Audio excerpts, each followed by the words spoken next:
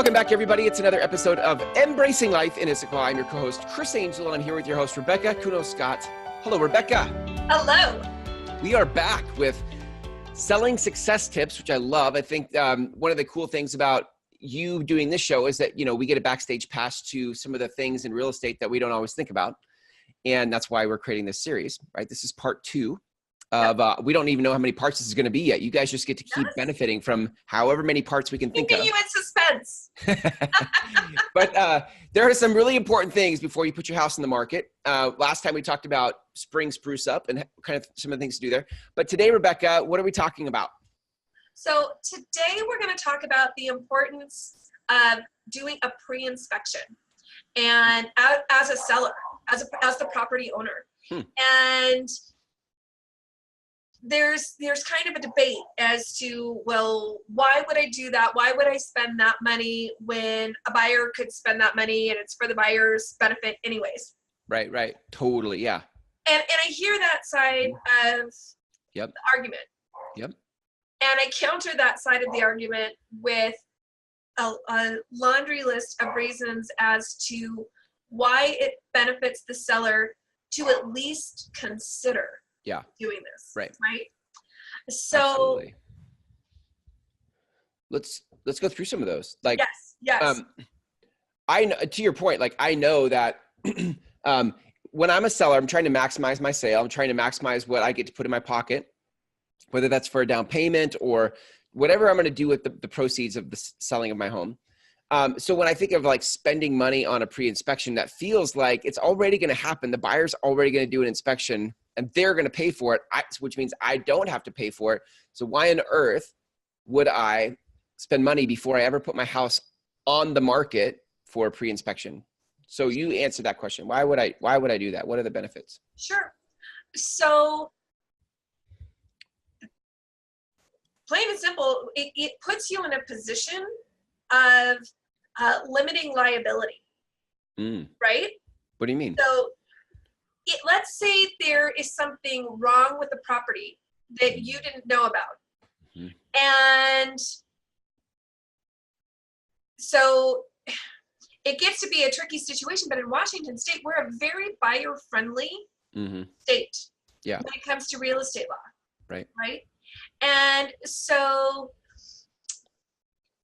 let's say something came up shortly after the fact, after the buyer moved in.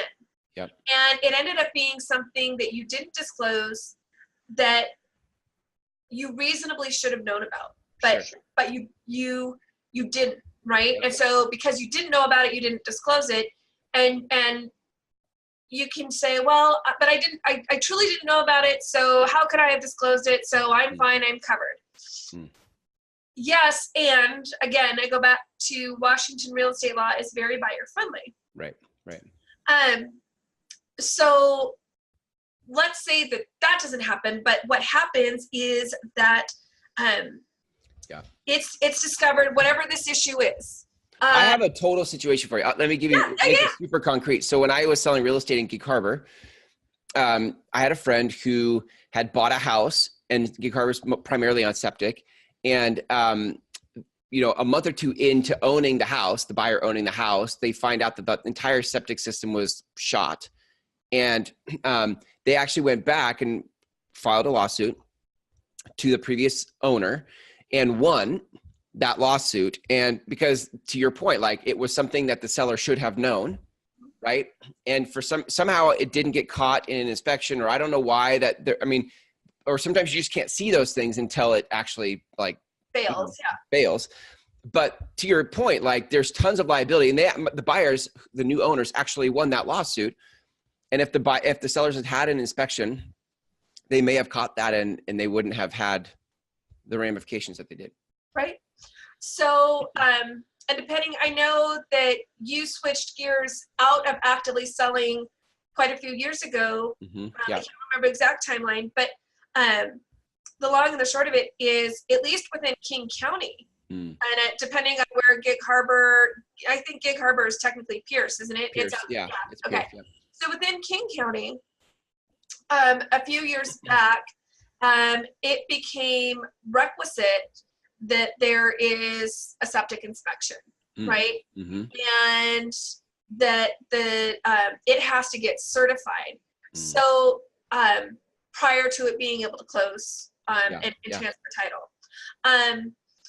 So let's say that the seller does that and they follow the guidelines. It's because things can suddenly fail. Sure, right? sure. But if an inspector has an inspection by a licensed and bonded inspector, and in this case, let's say a licensed and bonded septic company, right? Yep.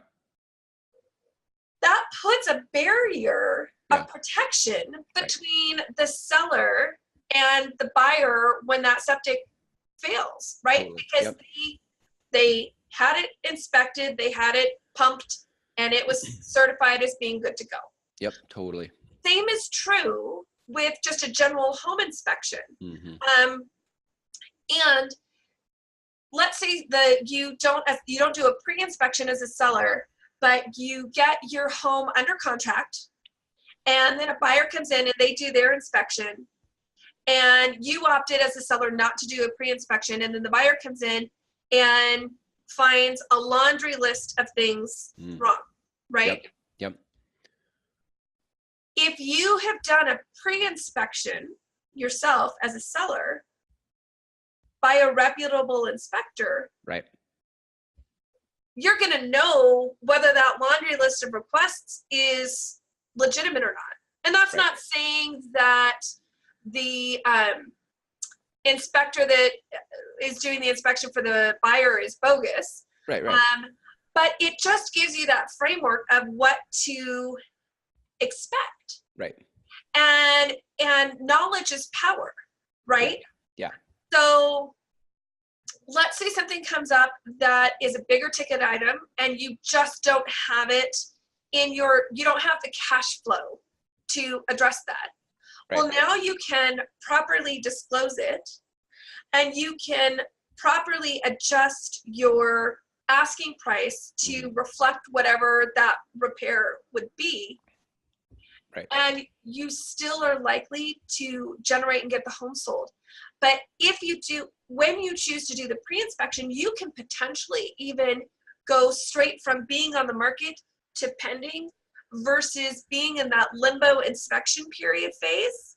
Right. Because you can provide a copy of that inspection to the buyer for them to review and approve. Yeah. And so it can eliminate, because again, I go back to Washington is a very buyer-friendly state. Yeah. And so a buyer can basically use the inspection as what I like thinking of Monopoly, a get-out-of-jail-free card, right? Yeah. Because it is to their subjective satisfaction. Right. So they basically could tie up your property for anywhere from 5 to 10 days or longer, depending on what's the negotiated inspection period. Right. And tie it up and then just change their mind and then walk away. And then that looks bad. Yep, and you can say, okay, well, we're in a pretty hot market right now. So buyers are going to be bidding crazy. They'll be willing to pay for inspections and whatnot because people just want properties. Inventory's low. All the more reason to do a pre-inspection. Right. Because if you do get escalation clauses, you're going to generate more escalation clauses because buyers can feel good about what they're offering on. Right. You eliminate the inspection contingency. And so if you are in an escalation situation, but you have an inspection contingency, then the buyer can get cold feet and say, wow, I paid too much. I'm just going to walk away. Yeah. But if you put your house back on the market after they walk, when you had escalations, and then you go back to the buyers and you say, all the ones who were interested but didn't get the mutual acceptance, you're like, hey, our house is back in the market. And they're like, well, why? And then you have to say, well, because we had some things in the buyer's inspection that weren't up to their satisfaction. So now you can buy it. You're like, hey, they didn't think it was good enough for them, but you can have it. Yeah. Right. Exactly. You're like, I don't know. Maybe we'll keep looking. Exactly. You know? Exactly. Yeah. So it's around a $500 investment Yeah. Depending on the size of the property, right? Plus or minus that. These days it's getting to be around 500. And that is $500 worth of really good insurance. Yeah, because totally. It creates a liability barrier down the road if something were to go awry with the property. Yep. Because you're disclosing this inspection report. So it provides a buffer. And it also eliminates the potential of even being in that pending inspection phase of a contract. You can go straight from being on the market to pending. And so you potentially eliminate a contingency, which is huge. Especially that contingency is really that I was going to say that inspection contingency. Inspections are one of the main places that transactions fall apart. Yep. Because buyers and sellers can't reach an agreement on what to fix or what consolation they get for whatever it comes up on the list. Like it's just, it is the smartest thing to do before you put your house on the market, to know what's so about your property. Yep.